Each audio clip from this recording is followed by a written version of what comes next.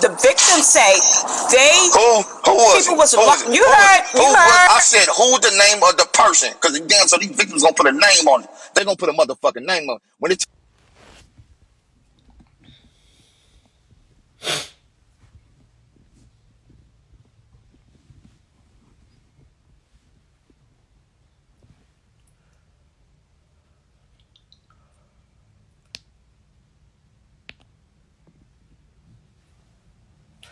Good morning to you all. Another beautiful morning. Saturday, arguably the best day of the week. And like I always say, I'm not going to keep y'all long, because I know y'all got cereal to eat and cartoons to watch. So I'm going to let you get to it.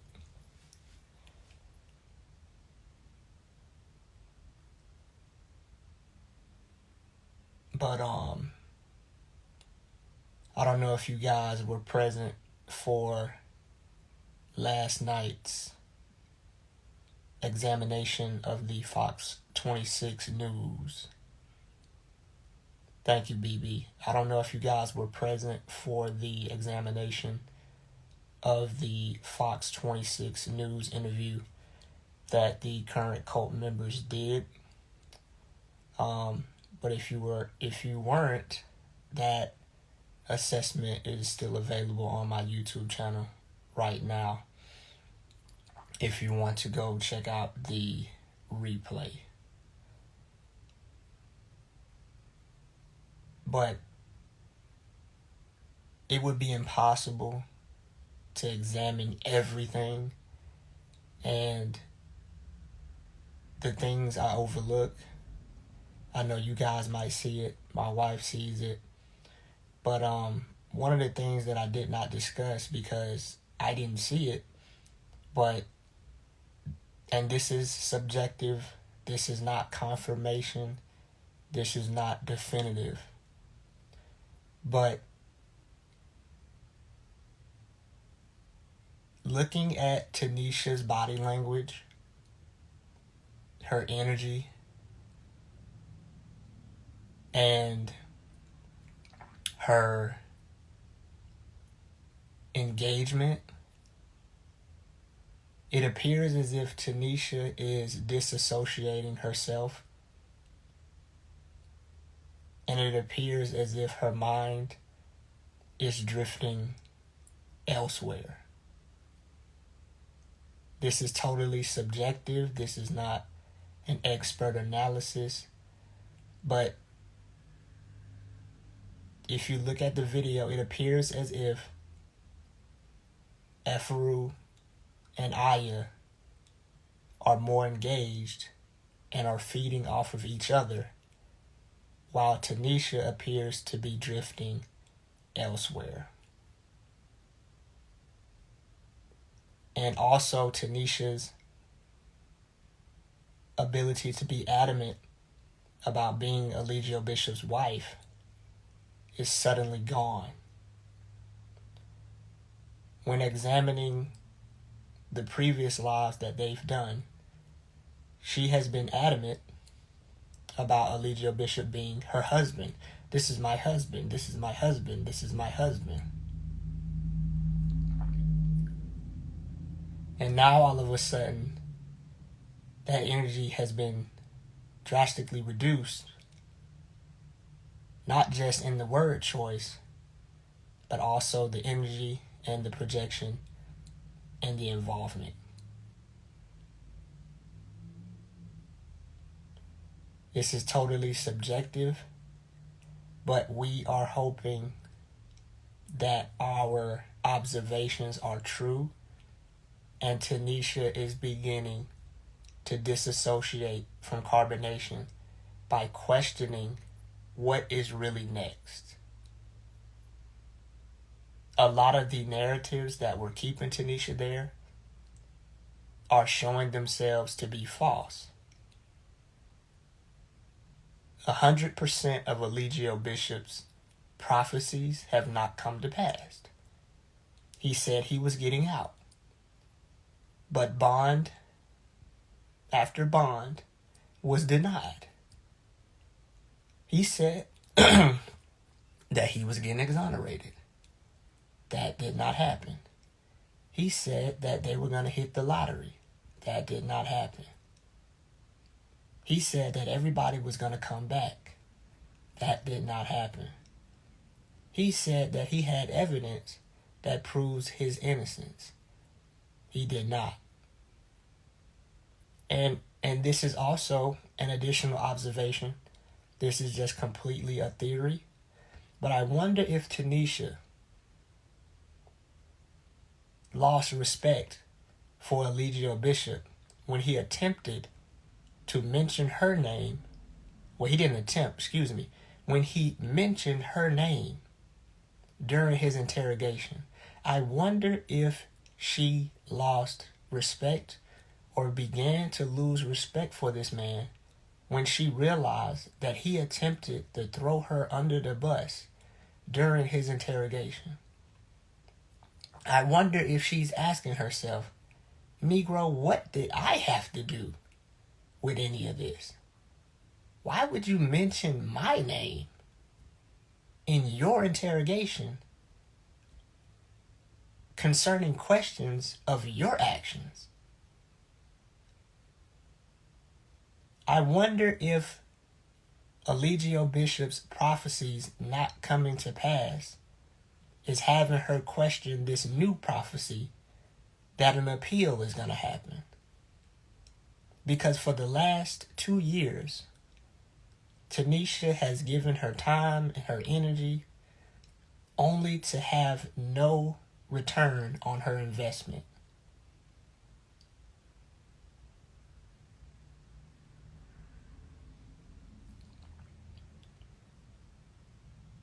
Because the future of carbonation, regardless of what Eligio Bishop is telling them, it's over. And Tanisha, or Malia, has a history of leaving. So she's not afraid to leave. But I wonder what's keeping her this time. I wonder if it's the shame of going back to her son and him not recognizing who she is, or him not wanting to have anything to do with her. I wonder if it's the fear of going back into the workforce after you've told yourself and the world that they shouldn't work and that you didn't need to work because you manifest money with your mind using cosmic currency. And how could a queen possibly go back to a customer service representative? How could a queen possibly go and get a job amongst the people who she came to know as Babylonians and lower selves, and basically peasants? And if I didn't get to your questions, guys, I will. I just wanted to bring this point home really quick. So I just wanted to share with you guys a theory that Malia appears to be demotivated, uninspired, and disconnected and uninterested in comparison to the engagement levels that Aya and Ephru appear to continue to display. This is a theory, but I am hoping that Malia is questioning and second-guessing her involvement. But I want you guys to understand that one of the reasons why it's hard to leave carbonation is that most of your bridges have been burned. This is one of the reasons Eligio Bishop encouraged everyone to disconnect from their families, because it burns one of the primary bridges that we often return to. When we fall on hard times, Some of us have had to move back in with our mothers. Some of us have had to move back in with our grandmothers. Some of us had to move in with sisters, cousins, aunts, uncles. But when you've been online, burning those bridges for years, in your mind, you feel like they won't accept you. And it's largely untrue. Also, you don't have a resume. You have a large gap in employment history. So when you go and get a job from 2018 until 2024, what were you doing? You don't have an explanation. You don't have any skills. Attempting to work a job after you told yourself that you was God can produce a sense of shame. Like, look at me. I went from king and queen and god and goddess to stocking shelves, to taking out trash. These are the mind games and the internal battles that cult members are dealing with.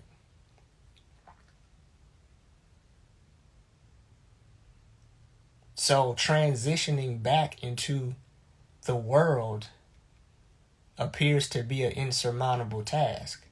And so that's why cult members go harder. The more things begin to look as if they're not going to work. Because they know in their mind, if this doesn't work, what they will likely have to go back to and face. Who wants to look at their son after 6 years of being absent? And what do you tell them? Hey man, I'm sorry I missed all of your birthdays and all of your childhood developments because I was out here, proclaiming the kingdom. I hope you can understand that. Hey man, I know I missed all of your significant childhood moments, but I was proclaiming the kingdom, so I had to pick up my unk and walk. I hope you can understand that. Hey, grandma, auntie, I know I called you a demon and a devil, and I said that you was ignorant and that you didn't care about me. But can I come back and stay with y'all for a little bit till I get back on my feet? Yeah, man, I know that my employment history is blank for the last 6 years. But I really need this job. So one of the reasons a cult leader or a narcissist wants you to disconnect and detach is not for your enlightenment. It's so that it greatly decreases the chance that you'll leave. It has nothing to do with enlightenment. It has nothing to do with transcendence. It has nothing to do with evolution. A narcissist and a cult leader requires you to disconnect from everything so that you don't have anything to go back to like he does. Eligio Bishop wanted his followers to be on equal plane. Because Eligio Bishop burns every bridge and destroys every relationship he come in contact with, he needed his followers to be in an identical position. Because if your followers have an opening door to their family and a warm welcome if things don't work out, then your manipulation tactics won't be effective, because they can easily say, dude, I don't have to do this. I'll go back to my mom. I don't have to do this, dude. I'll go and stay with my uncle. But when you believe that these people are genetically modified and unintelligent and demons, you don't consider them a viable option. Not to mention the many times you have denounced them and condemned them publicly. You think in your mind, why would these people even want me back? Why would these people even take me back? Look at all the stuff I said about them. I haven't spoken to them in a whole year. Look at how I treated them. Why would they want me back? That's what's going on in the cult member's mind. But my experience, if Tanisha's listening to this, in my experience, which does not mean that it will be yours, in my experience, our actual family have a lot of room for forgiveness, especially towards us. Because sometimes when we're 30 and 40, even 50, we view ourselves as these big old grown adults. But we forget that the people who watched us be born and watched us play with toys and watched us run to the school bus for the first time can still see that little child. No matter if you got a beard, muscles, you got your own house, you got your own car, your grandmother never forgets rocking your butt to sleep. Your grandma never forget you wasting cereal everywhere. Your mother never forgets you learning how to walk for the first time. We don't understand that because we don't see that. We understand that when we have kids, you never stop looking at your kids as your baby, no matter how developed, tall, big, masculine, or feminine they become. That is still your baby. And Tanisha, you are still their baby. And yes, your son may be upset with you. He may be angry. But I promise you, that will not outweigh the fact that he got his mama back.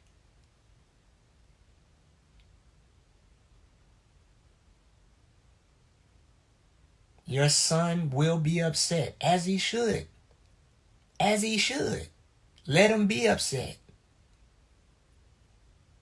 Let him be angry. He has the right to be angry at you. But I promise he won't condemn you like you think he will. Because you can be, think about it, y'all. I guarantee it's at least one person in here who did not grow up with either their mother or their father or both. And you might have been upset, but I promise, whenever your mama came back in your life, whenever your daddy came back in your life, you was glad. Underneath all of that anger and all of that hurt, you was glad that your parents decided, one or the other or both, you was glad, whether you was 20, 30, or 40, you was glad that they wanted to have a relationship with you. Because yes, we may have substitute parents. We may have step parents. We may have uncles and aunts and grandmas and granddaddies who act as our de facto mothers and fathers. But ain't nothing like your actual mama and your actual daddy. You don't even care where they was. You don't even care if they ain't educated. You don't care if they got money. You just care that they care about you. And that will change a person's life, knowing that the person that created you cares about you. That's really all kids be wanting to know. They don't care if you got no money. They don't care if you got no PhD. You just want to know that doggone it, the people that had me don't love me. No other relationship will actually suffice. How can you accept love from anywhere else when the people that had you don't love you? That sends a message to kids. And it works in the opposite. If your mama and daddy love you, you could care less what anybody else think. That's why a lot of people be out here hurting folks and mad because their parents neglected them. And that ain't my fault. But ain't no love like the love from the people that made you. That's the closest people to you genetically. It don't get no closer than your mom and daddy. The substitutes just don't cut it. So Malia, if you hear this, man, I ain't giving you no money now. Because you ain't about to pop up back in carbonation. But I will offer you something that I feel like will help you break past the spells that I was underneath. And I know you can get back on your feet. I can tell you what I did, and hopefully it can be of use to you, but you're going to have to clean up your own mess. That's just like when, as hard as it may be, this is my own beliefs. You can have your own beliefs. I don't care. We don't have to agree. But me, I feel like if somebody you know get locked up, it's not always in the best interest to bail them out, because they need to sit there and understand that they got themselves in this position. And if they don't want to be in this position no more, they need to stop doing what it was that got them in there. Because if you keep bailing them out, they're not going to think twice about doing any activities that might lead them in prison, because they know that you're going to come and scapegoat them out. So I think that Tanisha and every other cult member, in order to establish their sense of authority, I'm not saying that they don't need support. I'm not saying that they don't need help. Everybody needs help. Everybody needs support. Nobody does anything on their own. But Tanisha needs to clean up her own mess to regain her sense of power back, that she can do things on her own, that she does have her own mind, that she can think for herself, that you being a woman doesn't mean you gotta cook and clean all day, and that you don't have to serve a man, and that you don't have to let a black man get away with murder just because he black, and that you ain't a wife of white supremacy, and that you ain't a tool for the system, and that you was just dealing with a Negro that is a narcissistic, psychopathic, sociopathic lunatic. And you ain't the first person to get into an abusive relationship, and you ain't gonna be the last. And the irony of all of this is that you can take this dark situation and actually turn it into something bright, because Tanisha's survival of all of this is a testament in itself. Because I personally believe, not trying to put anybody on a scale, but I personally believe that Tanisha endured some of the most highest degrees and levels of abuse out of anyone that has ever been in carbonation. So for her to survive, she can be such a powerful voice, a powerful therapist, a powerful victim advocate for other women who have been through a similar situation as her. She doesn't understand how much power she has if she would just take it back from this lunatic white t-shirt, light bread, hot dog, noodle, honey bun eating little boy, acting like a man on the internet.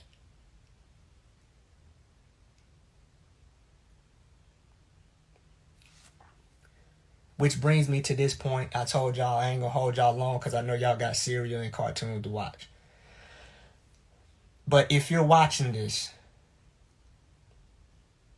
and you know, or you are coming into the understanding that you are also in an abusive relationship, I want you to understand that anybody that abuses somebody on purpose, because we all have hurt people indirectly, and once we realize we hurt the person, we change.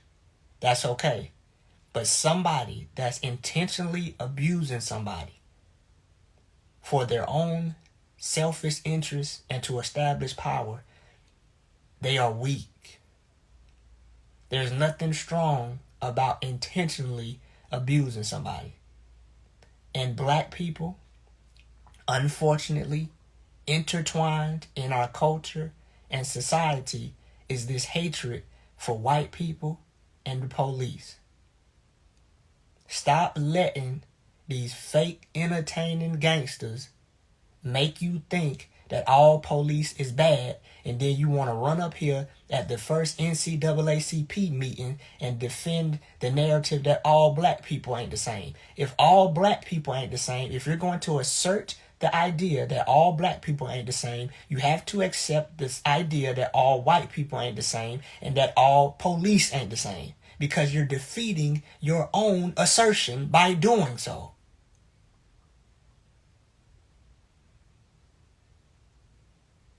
We know all black people ain't the same. So how can we place another group of people under an umbrella while we're fighting to get out of the umbrella? The same way I wouldn't want somebody to assume I'm a criminal because I have 50 tattoos is the same way I won't assume you're a racist because you're white and because you got cowboy boots and a hat on. I'm not going to do that to you. I don't care what Dr. Umar's saying. I don't care what Brother Polite's saying. I don't care what none of these Hotep Negroes is saying. Just because somebody's black and they have an unk, it does not mean they're more qualified to speak for you. And it does not mean that we came together collectively and appointed these people as our leaders. They're flexing on the internet like they represent all of us when I don't remember electing none of these fools. The only thing I know is that they hopped on YouTube, created a following, and think that they have a position of authority to speak for black people as a whole. I didn't tell you to speak for me. I don't even know you. And you have other people thinking that these are some type of black leaders that we appointed. And I don't even have to call them by name because it ain't about them individually. It's about the concept. But I will call this person by name because he put himself out there. Did anybody remember appointing Brother Polite? I don't. Does anybody remember appointing Nature Boy? Does anybody remember appointing any of these black leaders that are speaking on our behalf on the internet and at seminars and writing books talking about black people do this and black people want this? I don't remember appointing or electing any of these people. So we have to stop thinking that we got to listen to somebody just because they got 3 million followers or just because they got 100,000 views. Just because you black, it does not mean you have to unify with somebody just because they black. We can have opposing views just like every other race. North Korea look at Korea. They are all Koreans. And they don't agree. So why do all black people gotta agree? Why we all gotta unify? If I don't agree with you, fool, I just don't agree with you. Because before I'm black, before I'm Muslim, before I'm Hebrew, whatever other secondary identifying marker you use, before I'm anything else, I'm a human first. And I will respect that before you try to get me to fit into what I call the black box, where you have to do everything the culture is doing. Otherwise, you ain't black no more, and you a Uncle Tom, and you a sellout.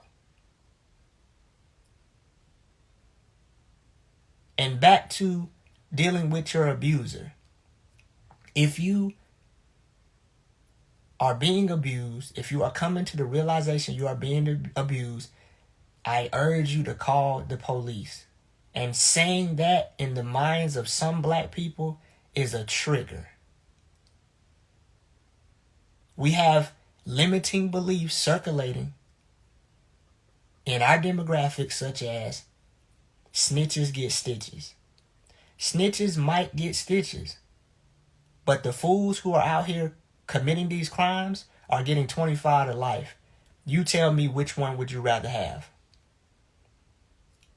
Would you rather be abused for the next 5 to 10 years because your grandmother told you that a man gonna do what a man gonna do?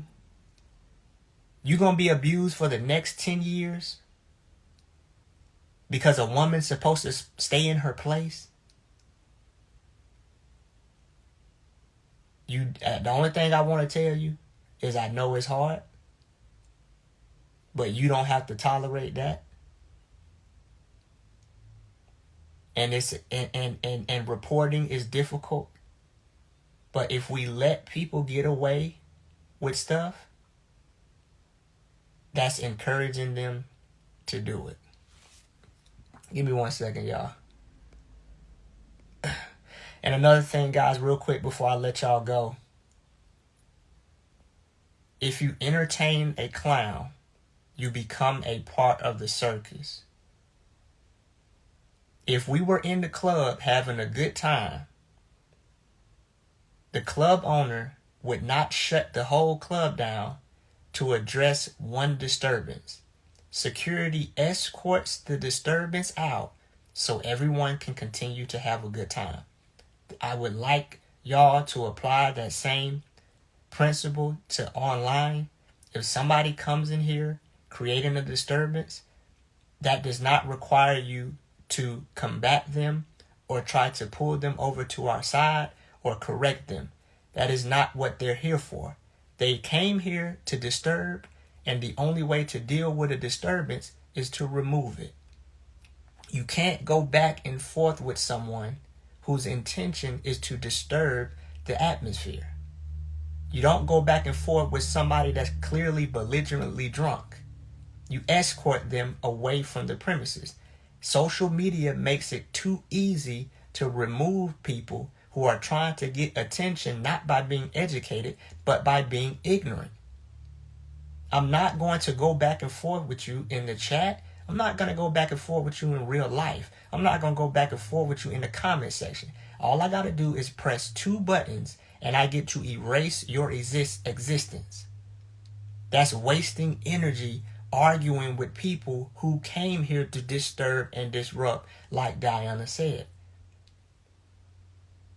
I know it's triggering and you want to fight fire with fire. And when somebody says something, you want to say something back. But we can't keep doing that. Okay? But that's all I had with y'all, man. Y'all go ahead, eat y'all cereal, watch cartoons, go to Walmart, get some groceries, clean the supplies, vacuum your house, clean out your car, all that type of stuff that typically happens on Saturday. All right, man. Y'all hold it down. Hey yo, what's up? This TV Killer. I hope you enjoy the content that you just watched. I need you to do me a small favor. Hit the description box, click on the beacon link, follow me on all social media platforms, including Rumble, where I put all the exclusive content that I can't put on YouTube. All of the cussing and the fussing. Yeah, TV Killer forever.